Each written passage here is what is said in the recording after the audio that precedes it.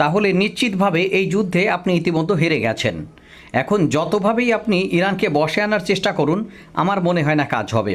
Iran বুঝে গেছে ইতিমধ্যে তারা কোথায় পৌঁছে গেছে, যদিও এর জন্য তাদের অনেক মূল্য দেওয়া লাগছে। বন্ধুরা, আপনি যখন এই সিদ্ধান্ত নিয়েছেন, তার মানে আপনি নিশ্চিতভাবে এটি আপনার লাস্ট অপশন। এছাড়া আপনার হাতে আর কোনো অপশন নাই আপনার ন্যূনতম লক্ষ্য এখান থেকে অর্জন করার জন্য। বন্ধুরা, একজন মার্কিন রাজনীতিবিদ বলেছেন যে যদি মিস্টার ডোনাল্ড ট্রাম্পকে রক্ষা করতে হয়, যে কোনোভাবে ইরান এবং এই আমেরিকার মধ্যে যুদ্ধটি বন্ধ করতে হবে। বন্ধুরা, মিস্টার ডোনাল্ড ট্রাম্প এমন কি সিদ্ধান্ত নিলেন যার জন্য আসলে বলা যায় যে ইতিমধ্যে ইরান এই যুদ্ধে জিতে গেছে। আমি আপনাদের সামনে ডিটেলসটি বলার চেষ্টা করব, শেষ পর্যন্ত আমাদের সাথে থাকবেন। অত্যন্ত গুরুত্বপূর্ণ কয়েকটা বিষয় ঘটছে বর্তমানে মার্কিন যুক্তরাষ্ট্র এবং ইরান যুদ্ধ নিয়ে। মিস্টার ডোনাল্ড ট্রাম্প নাকি আলোচনা করছেন ইরানের উপর পারমাণবিক হামলা চালাবেন। প্রথমে আমি এই বিষয়টি বিশ্বাস করতে পারিনি বা চাইনি। বন্ধুরা, এটি আমি ভেবেছিলাম ফ্লুক হতে পারে। পরবর্তীতে যখন আপনাদের সাথে বিষয়টি শেয়ার করার জন্য আমি অধিকতর বিষয়টি জানার চেষ্টা করলাম, দেখলাম হ্যাঁ, তিনি আসলে সক্রিয়ভাবে বিবেচনা করছেন বিষয়টি। আপনি কি কল্পনা করতে পারেন আমেরিকার মতো দেশের প্রেসিডেন্ট যখন আরেকটি দেশের উপর বোমা হামলা চালাবেন, তাও পারমাণবিক বোমা হামলা, এই বিষয়টি চিন্তা করে? এটি কখন এই ব্যাপারটি আসে আপনাদের সামনে একটু ব্যাখ্যা করার চেষ্টা করব। আর এজন্য হলফ করে বলা যেতে পারে তিনি যদি সত্যি এই চিন্তা করে থাকেন, তাহলে ইতিমধ্যে আপনি এই যুদ্ধে হেরে গেছেন। এই কথা বলার জন্য কোনো বিচার বিশ্লেষণের প্রয়োজন হয় না। একটি যুদ্ধে আপনি কখন পারমাণবিক সমরাস্ত্র ব্যবহারের কথা ভাববেন? যখন আপনার হাতে আর কোনো বিকল্প থাকবে না। বন্ধুরা, আমেরিকার হাতে কি আর কোনো বিকল্প আছে এটি ছাড়া? এই ব্যাপারটি নিয়ে আলোচনা করার চেষ্টা করব। আর এই যুদ্ধে এখনও পর্যন্ত ইরান এখন টোটালি এক্সিলারেটরের উপরে চালকের আসরে। যতদিন পর্যন্ত যুদ্ধ হয়েছে, ইরান এখন নতুন একটি সিদ্ধান্ত নিয়েছে, অফেন্সিভ আক্রমণ। এতদিন পর্যন্ত মার্কিন যুক্তরাষ্ট্র এবং ইসরায়েল এই আক্রমণগুলো পরিচালনা করত, অর্থাৎ ইরান থেকে কোনো হুমকি উৎপত্তি হওয়ার পূর্বেই তারা আক্রমণ পরিচালনা করত ইরানের উপরে। কিন্তু অতি সম্প্রতি এই বিষয়টি উল্টে গেছে।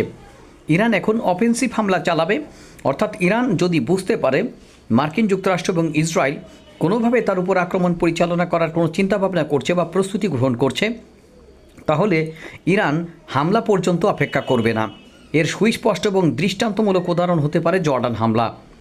মার্কিন যুক্তরাষ্ট্র যখন এককভাবে একতরফা যুদ্ধবিরতি সিদ্ধান্ত কার্যকর করার মাধ্যমে ইরানের উপর হামলা স্থগিত করছিল, মূলত তখন মার্কিন যুক্তরাষ্ট্র ভেবেছিল যে ইরান খুশিতে গদগদ হয়ে মার্কিন যুক্তরাষ্ট্রকে ধন্যবাদ দেবে যে আপনাদের প্রতি আমরা কৃতজ্ঞ, আপনারা যুদ্ধবিরতিতে গেছেন।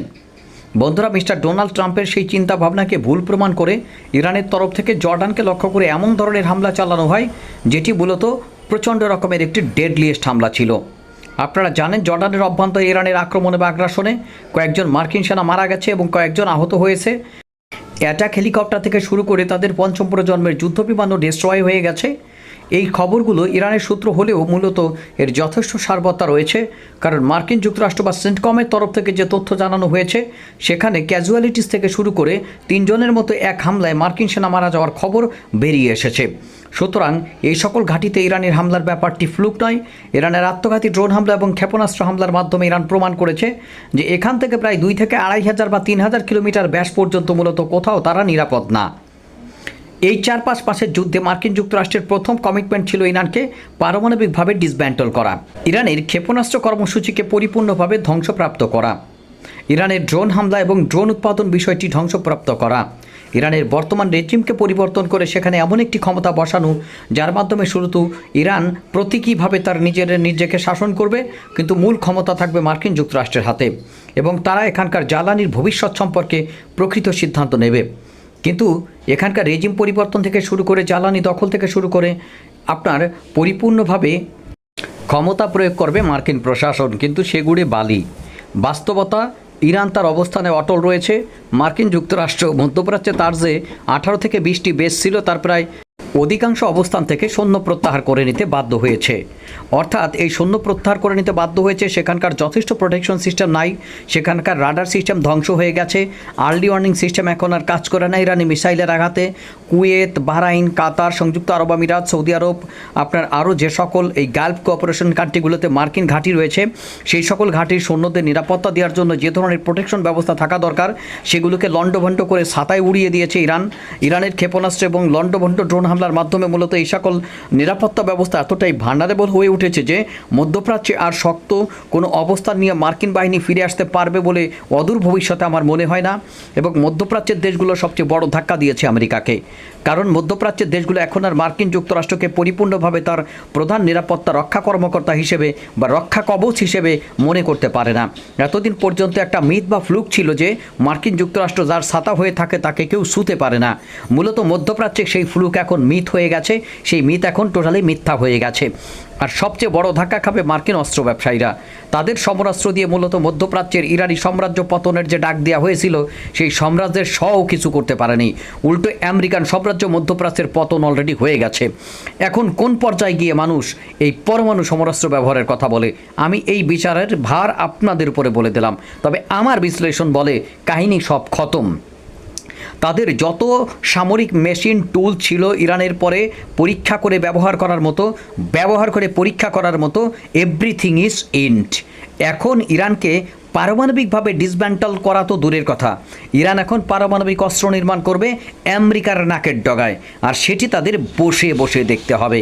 এই যদি হয় অবস্থা, সেক্ষেত্রে ইসরায়েল আরও ভান্ডারেবল অবস্থানে। যদি তাদের দাদার অবস্থা এই হয়, তাহলে এই ভাইস্তের মানে এই নাতির অবস্থা কী হবে সেটি এখন একটু আপনাদের বুঝতে হবে মনোযোগ দিয়ে। সামরিক বিষয়গুলো একটার সাথে আর একটা ওতপ্রোতভাবে জড়িত থাকে। মধ্যপ্রাচ্যের দেশগুলো এখন তারা একটি ত্রিপক্ষীয় মক্কা চুক্তি করতে হয়। এই মক্কা চুক্তিতে কারা কারা আছে, মূলত আমি এটার কোনো ভ্যালুই দেখি না। এটি শুধুমাত্র একটি ঘোষণা মাত্র। পাকিস্তান কি ইরানে আক্রমণ করতে যাবে? তুরস্ক কি ইরানে আক্রমণ করতে যাবে? সৌদি আরব নিজের ঢাল হওয়ার জন্য, মূলত সৌদি আরবের সামনে দুইটা দেশের নাম আনার জন্য, তুরস্কে মুসলিম বিশ্বের অন্যতম কনভেনশনাল শক্তি আর পাকিস্তান পারমাণবিক শক্তি, এই দুইটা দেশকে মুসলিম এতদিন আমেরিকা ঢাল সৌদি আরবকে রক্ষা করতে পারে নাই। এখন হুতিরা যেভাবে মারছে সেটি তো তারা একেবারে পরিপূর্ণভাবে ব্যর্থ, এবং এক প্রকার হুতিদের কাছেই এখন তারা ডাইল হয়ে যাচ্ছে। মূলত এই সিচুয়েশনে ইরান তো কোনো ইরানের সাথে তো কোনো তুলনাই হবে না।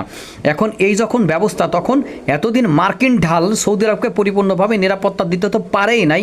আরও ইরানের যে হুঁশিয়ারি, যদি এখানে কোনো থ্রেট, অর্থাৎ কোনো মার্কিন থ্রেট যেখান থেকে আসবে, ইরান সেখানে পাল্টা আক্রমণ করবে আগে। এই যখন অবস্থা, তখন মার্কিন ঢাল এতদিন পর্যন্ত সৌদি আরবকে ন্যূনতম নিরাপত্তা দিতে ব্যর্থ হয়েছে। এখন আসছে পাকিস্তান এবং তুরস্কের ঢাল। বন্ধুরা, যেখানে আমেরিকা পারে না, আর পাকিস্তান এবং তুরস্কের ঢাল কিভাবে এটি দেবে? আর এখানে এই চুক্তিকে অবশ্য মার্কিন যুক্তরাষ্ট্র স্বাগত জানায়। বন্ধুরা, এটি নিয়ে ভাবার কারণ আছে।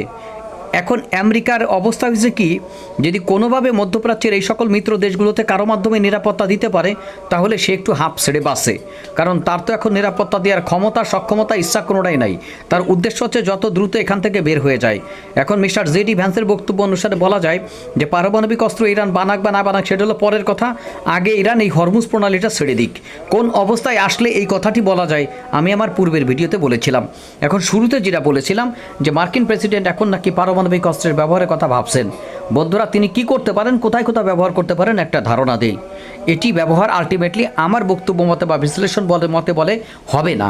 ইরানকে একটি ভয় দেখানোর জন্য এই কাজ করা হয়েছে, তবে তাদের এই বোকামি করা ঠিক হবে না। ইরান এই পারমাণবিক অস্ত্রের হামলায় ভয় পাবে না, তারা আরও আসল জিনিসটি বুঝে যাবে, এবং তারা এখন তাদের স্ট্র্যাটেজি পরিবর্তন করে বর্তমান অবস্থান থেকে আরও অ্যাগ্রেসিভ হবে। এবং তারা দেখতেছে যতই তারা অ্যাগ্রেসিভ হচ্ছে, ততই তারা এখানে বেনিফিশিয়ারিস হচ্ছে। এখন পরমাণু অস্ত্র ব্যবহারের কথা কখন আসে, যখন আপনার GBU-57 বাংকার ব্লাস্টার বোমা, B2 স্পিরিট, বিয়ন ল্যান্সার বোম্বার, আপনার MQ-9 reaper, F-35 lightning two, F-16 fighting falcon, F-15 strike eagle সহ তার যে সকল অত্যন্ত হাই সফিস্টিকেটেড সমরাস্ত্র, যেগুলোর পরে আর তার কিছু ব্যবহার করার নাই, অর্থাৎ সব কিছু ব্যবহার করা শেষ। ইরানের মতো দাঁড়ায় আছে।